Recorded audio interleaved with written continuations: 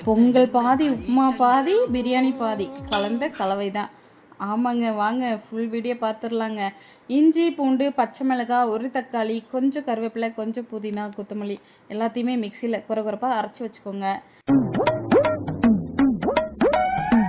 Cooker வச்சுக்கோங்க. Cooker தான் best. எண்ணெய் ஊற்றிக்கோங்க, நெய் ஊற்றிக்கோங்க.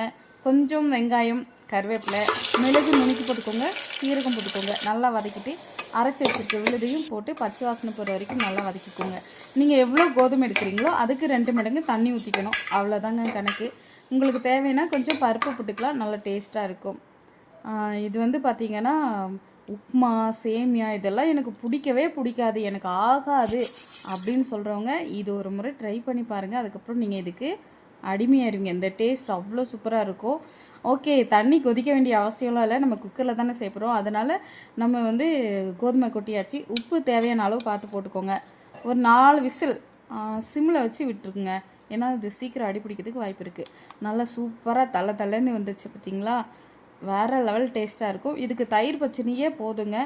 வேணும்னா நீங்கள் சாம்பார் கூட வச்சுக்கலாம். சட்னி, சாம்பார், தயிர் பச்சடி இல்லை, நீ ஒரு ஆர்டிஸ்ட்னு கூட சாப்பிட்லாம், சூப்பராக இருக்கும்.